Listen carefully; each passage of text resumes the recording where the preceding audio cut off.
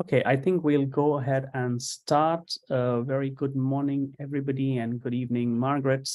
So thank you, everybody, for joining this CRPP talk. It's actually the first talk we are organizing under the Community Resilience Partnership Program.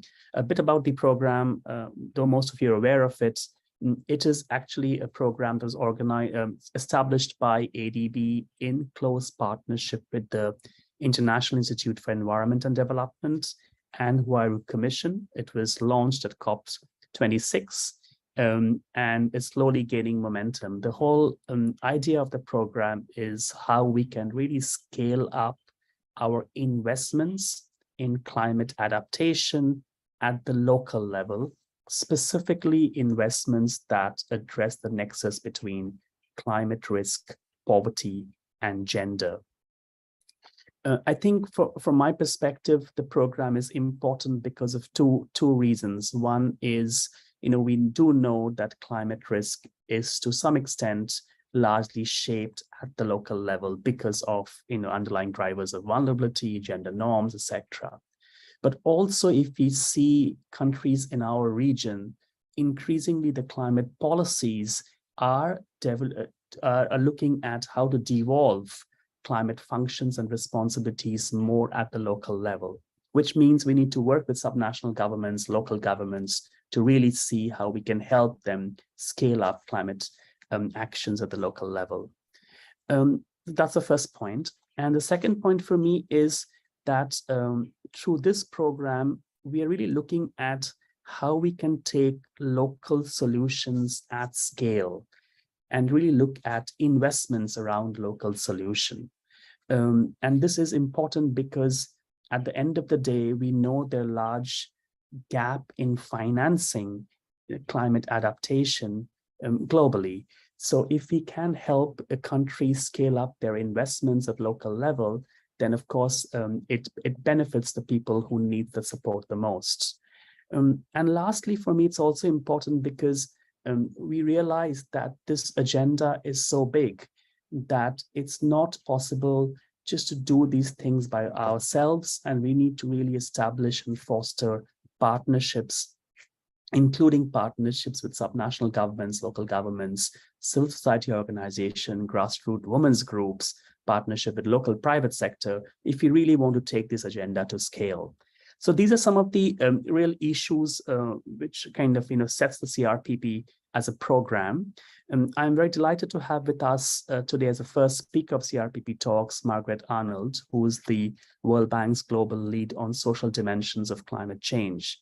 Margaret, as many of us know her, she's been working for nearly 30 years at World Bank, really driving their work on disaster risk reduction, climate change adaptation, and wider resilience. And she's often credited to World Bank's recognition for DRR as a development priority itself. So thank you, Margaret, for joining. I know it's an evening for you already, so we really appreciate your time. I think handing over to you, for me, it'd be really interesting to understand from you how in World Bank you are taking this agenda of local level adaptation or locally led adaptation and essentially working with countries to see what kind of investments can take place under this topic and how you're able to convince governments for really scaling up actions at the local level. So if it's okay with you, Margaret, maybe you can have a presentation for between 20 minutes and then we can open up for discussion. And colleagues, this is supposed to be a very informal chat, so feel free to keep your cameras on and come in by raising your hand once the presentation is over. Margaret, over to you now. Thank you. Great. Thank you so much, Argo, and thanks a lot for the invitation. I'm really happy, and it's really nice to be able to connect to all of you virtually and learn from each other. So I'm going to share, let's see if I can share some slides or just this one. I hope I'm sharing the right thing. Can you see slides yet? Not yet. Okay, let me try again. Oh, I see it. Okay, how's that? Yes, is that better? Thank you. I'll try to make this bigger. Okay, so I am going to share with you some information about one of the sort of flagship programs we have that hits on the the notes that Argu just presented. It's called Financing Locally Led Climate Action, or FLLoCA, as we refer to it. And it's taking place in Kenya. We've been working on it designing it for a few years now, and it's starting to get underway. Just a quick note on sort of the World Bank's climate change commitments and action plan, which are probably very aligned with yours at the ADB. We have a joint MDB methodology around measuring climate co-benefits, and we have a commitment to increase our climate finance to 35% of our investment and make sure that that is 50% adaptation and resilience and the other 50% mitigation, because traditionally it's been more on the mitigation side. So supporting sort of key transitions and systems around energy, agriculture, land use, food systems, transport, urban. There's a strong focus on the just transition out of coal. And we also have a commitment, which we're gearing up for now, which is coming up, which is align all of our projects and financing with the Paris Agreement, which starts on July 1. And we have a new president coming in, I'm sure some of you have heard. There's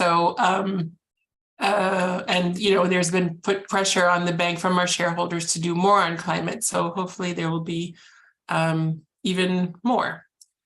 So I'll just go through these quickly, and I think it would be great to keep it informal, and please, I can't see the chat right now, so please just interrupt me with any questions or comments you want to make on anything that's said. So I sit in a global practice. We're divided into a number of global practices or sectors, and I sit in social sustainability and inclusion. And from where we sit, the climate crisis is very much a social crisis, not just an environmental crisis. And why do I say that? Because I'm sure, as you already know, it's social inequality and poverty that really drive vulnerability and risk to climate change and natural hazards. There's often a lack of citizen engagement in the climate decision-making process. And people's local experience and traditional knowledge are quite often invisible to external actors and can, in the worst case, be undermined by them, even if there's good intentions. And there's well-known IIED research, which is a few years old now, but found that only 10% of international climate finance is actually earmarked and channeled to the local level. So the impacts are felt at local level. We felt that the money and decision making should be there as well at the local level. So we wanted to address some of those challenges. We were also part of the Global Commission on Adaptation. Our former acting president, Kristalina Georgieva, was one of the commissioners in the GCA. And there were different tracks. I don't know if some of you may have been involved in this, but different tracks of activity around the GCA. And one of them was on locally led adaptation. So we were active in that one. And we're part of this development of these principles for LLA around the principle of subsidiarity, making sure that climate investments also address structural inequalities faced by marginalized groups, providing, flexible, consistent funding, making sure that, you're investing in local capacity and leaving a legacy on the institutional side, issues around transparency and collaborative action. So we also wanted to embed those in our work going forward on this. So I'll say a few words about the sort of high level kind of objectives we're trying to hit, and then I'll get into like how this came about and how it's working. It actually came about, the program, there were some pilot projects at the county level in Kenya. Kenya started to decentralize. They rewrote their constitution in 2012 and created 47 counties. And the World Bank, along with many other partners, has been supporting that devolution process and the building of capacity at the local level, government level. So we've been part of that process. And towards the end of one of the phases of the program, we were encouraged to integrate climate into that. And so we did some pilots in a few counties around integrating climate into local development decision-making. And there were some other pilots through the ADA consortium other partners were working on county level climate change funds. So we joined forces and had a few more pilots, and it generated a lot of demand. We did a lot of peer-to-peer learning across local governments and county governments. And it caught the attention of the Ministry of Finance, who saw that this was a way to really get the money down to where it was needed and to operationalize their very ambitious climate commitments and their National Adaptation Action Plan. So they, wanted to invest in this, and so we over a couple of years, most of the design was done throughout the pandemic virtually, but we had a good bit of time and experience in the pilot phase to build the relationships on the ground. And what we ended up with, was a P4R, or Program for Results design, with an IPF component, a small one. And that most of the money, 90% of the funds, get channeled down to local government level. So to counties, actually, and then through them to local governments. So we're trying to address, the lack of funds at local level, the issue of focusing on social inequality, focusing on the most vulnerable counties and the most vulnerable groups within those counties, making sure that it is a participatory and collaborative process in terms of understanding climate risk and identifying the priorities for investment, so that the local experience and traditional knowledge could be reflected in part of that decision-making process. And not only just sort of sprinkling money at the local level, but also building these vertical linkages between what happens on the ground and the national policies and climate commitments. So building up from the ground up and aggregating up, so that their NDCs and other climate policies can be informed by what's happening on the ground.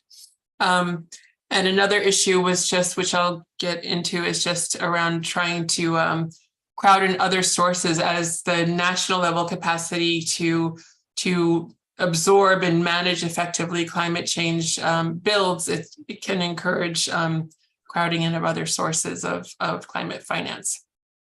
So just on the funding itself, it's $150 million of IDA and 80 million from the government of Kenya. And then, as I said, it has served to be a good platform for other donors coming in. So Denmark, Sweden, and the Netherlands have put in each around 10 million US in grant money each. So they're partners to the program. And then KfW came in with parallel funding, and they didn't put it through a bank trust fund. They just went directly to the government program, right? Because it's a P4R, so it's really building on existing country systems, right? So that's on the funding side.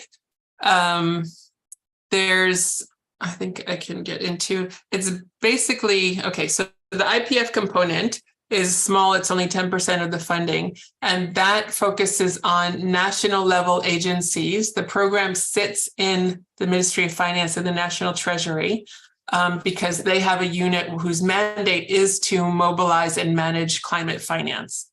So we basically capitalize their National Adaptation Fund, which they had created so that counties could apply for funding, but there was no money in it. And having counties compete for adaptation funds, you're going to have the most vulnerable counties that have the least capacity to even write a proposal. They would be the least apt to access that, right? So we're trying to address that by capitalizing the fund, but also bringing in the support, the technical support, so that everyone could access the funds themselves. So the IPF component encourages coordination across government agencies. So while it sits in the Treasury, there's key, obviously, the Ministry of Environment, their Climate Change Directorate is an extremely important partner. The Council of Governors, the Ministry of Devolution. There's a number of agencies involved, and there's a sort of steering group across agencies around sort of guiding the program. And the activities at the national level are about how these agencies can support the development of capacity at the county level. And then the bulk of the funds, as I said, 90% is through this P4R component, which I'll explain here, which is basically two different kinds of grants.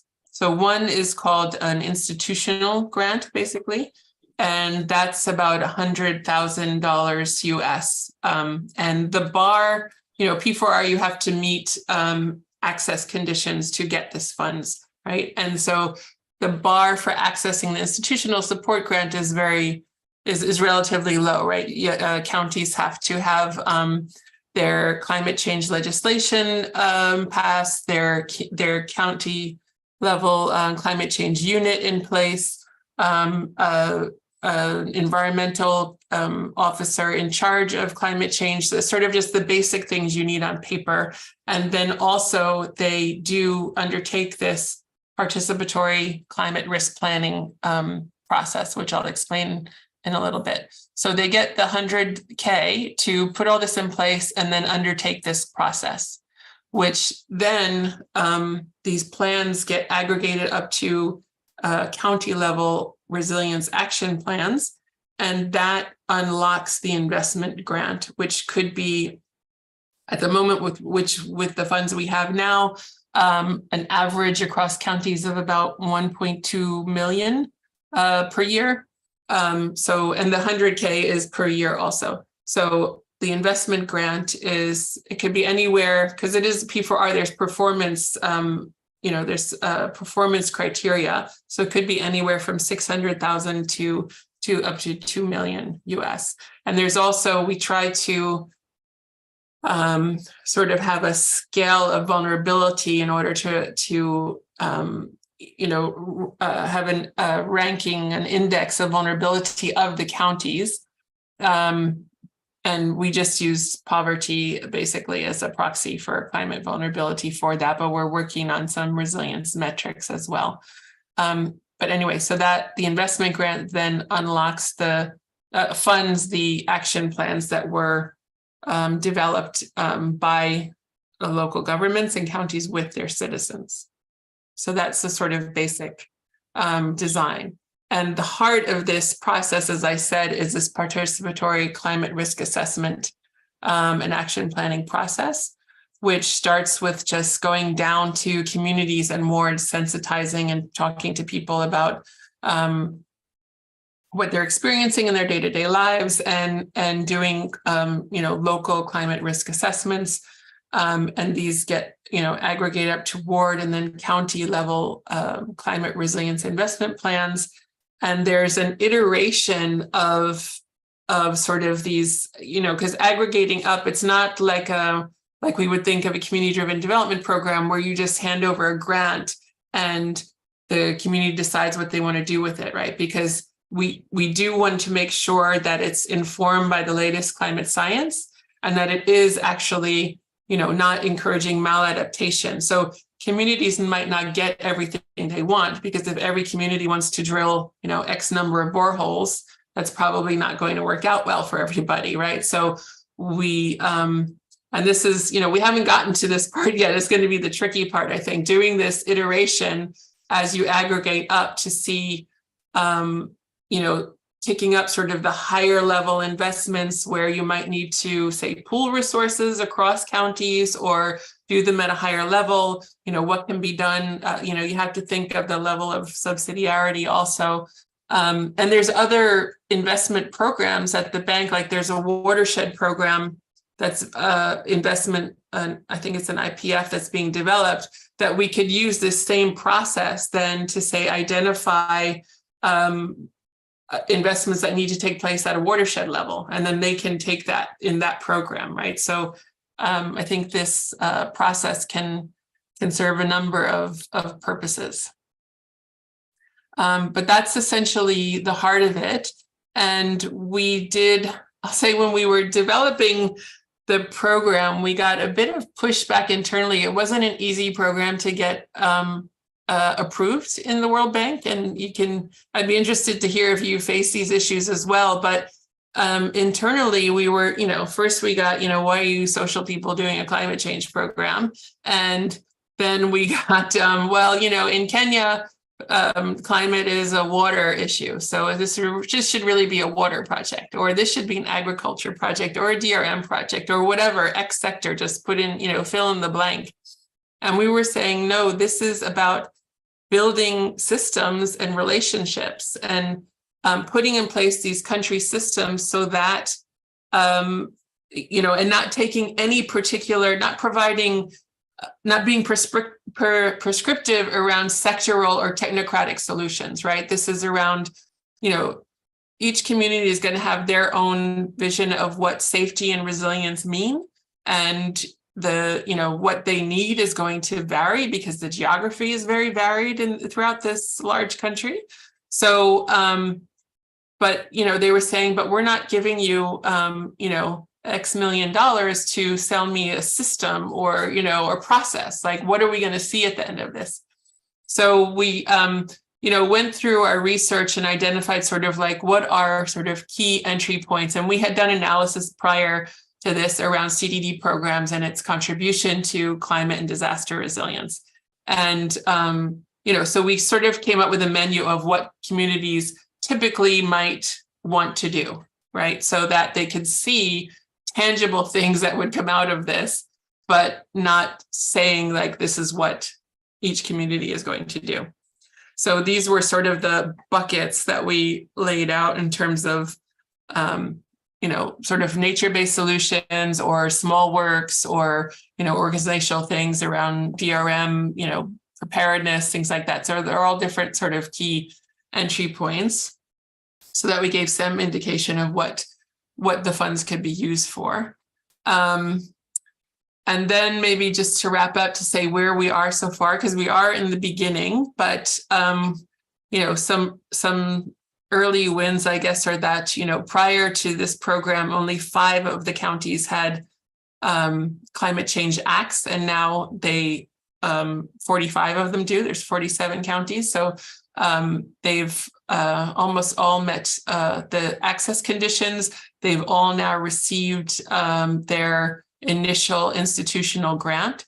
So they are starting to, the PCRA, the Participatory Climate Risk Assessment Methodology, we piloted it in one county and then did some lesson learning from that, and then trained all the counties in it. And now that PCR process is being rolled out as we speak. So we'll see what comes out of it. And we've also tried to build in a sort of flexible action learning approach because, this is a national scale program. And we do, as Argo said, the importance is to get to scale, right? This is a huge challenge addressing climate change at a national scale, but reaching everyone. So, but this is the first national program we have like this. So we're, experimenting a bit, and we know we're going to have to do a lot of learning and tweaking along the way. So we've tried to build that in. But that's where we are so far. And it's, I don't think it's going to be easy, but I hope it works. And I think that's